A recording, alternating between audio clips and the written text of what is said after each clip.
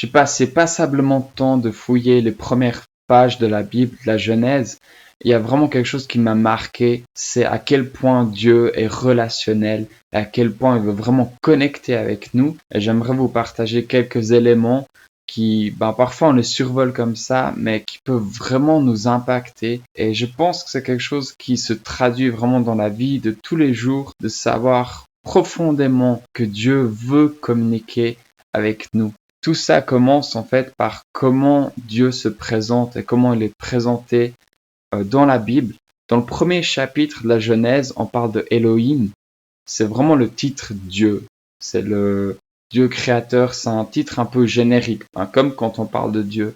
Mais ensuite, dès Genèse 2, quand il crée l'homme, l'auteur va introduire un nom très particulier, Yahweh ou Adonai. Et c'est le nom, c'est pas juste un titre, c'est le prénom de Dieu, c'est le nom personnel et c'est ce Dieu qui fait alliance et se révèle. C'est le nom de ce Dieu relationnel. Et juste imaginez-vous, donc c'est comme si vous rencontrez un roi, donc il a ce titre de roi, peut-être vous l'appelez Majesté, mais lui il dit, je suis Georges. Enfin, vous voyez un peu, et ça parle de la proximité de Dieu avec nous, et je trouve ça incroyable. Et cette proximité, elle ressort quand il nous crée. Et alors qu'on parle de création, j'aimerais juste aussi souligner le contraste qu'il y a entre les récits justement babyloniens ou d'autres mythologies avec le récit biblique.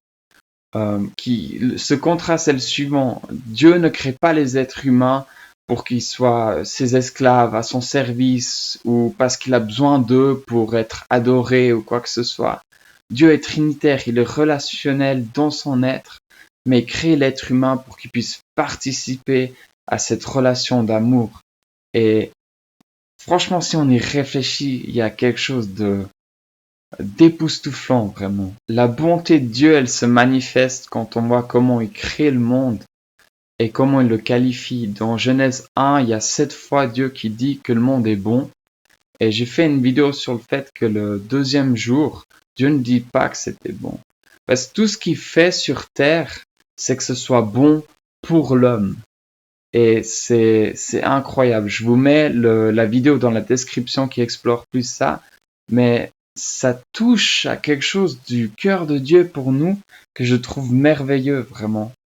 Et la même chose, quand il place Adam et Ève dans le jardin, nous on voit un petit jardin comme ça, mais quand on regarde l'hébreu, on peut plutôt s'imaginer comme un jardin royal qui a des palissades, donc c'est un endroit protégé pour l'homme. Dieu, il jette pas juste l'homme dans la jungle et puis il dit débrouille-toi, mais il le fait grandir dans un endroit sécurisé. Un autre point qui m'a marqué, c'est la générosité de Dieu à notre égard. Quand on voit le commandement de Dieu, c'est quoi? Il dit qu'ils peuvent manger de tous les fruits, de tous les arbres, sauf du fruit de l'arbre qui va les amener à la mort certaine.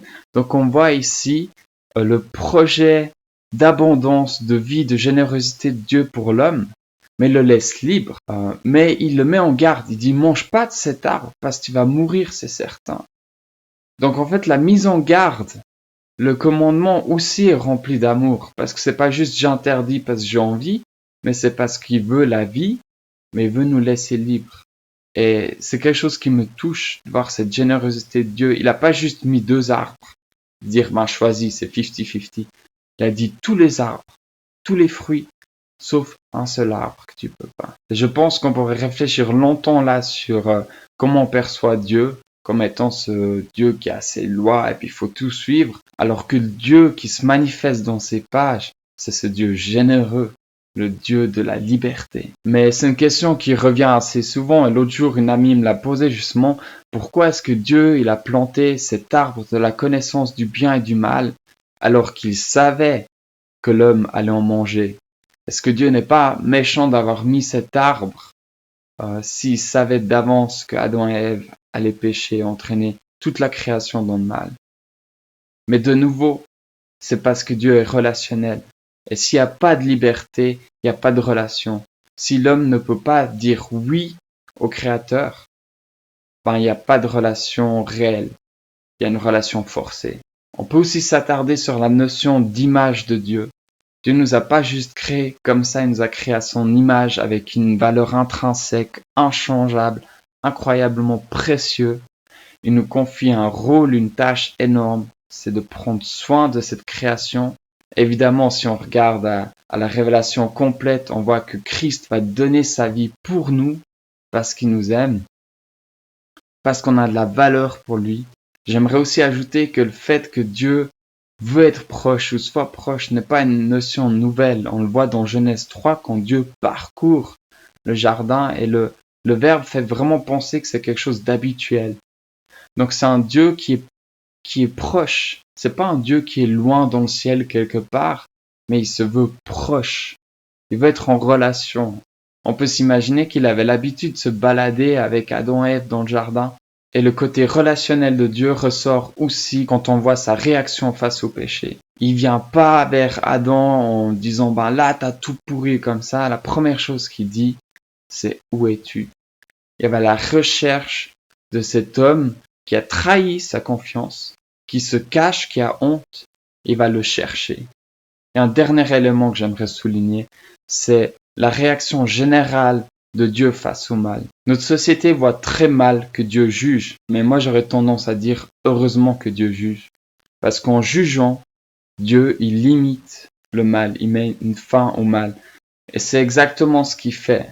Il va bloquer l'accès à l'arbre de la vie. Pourquoi? Parce que si on pouvait accéder à la vie éternelle tout en étant dans le péché, on vivrait un enfer infini. Mais donc Dieu il dit non, la vie éternelle, elle est réservée pour quelque chose de bon. Donc ce qu'il va faire, c'est va promettre un sauveur qui va écraser la tête du serpent. C'est Jésus-Christ. Et sur la croix, Jésus-Christ va vaincre le péché et la mort.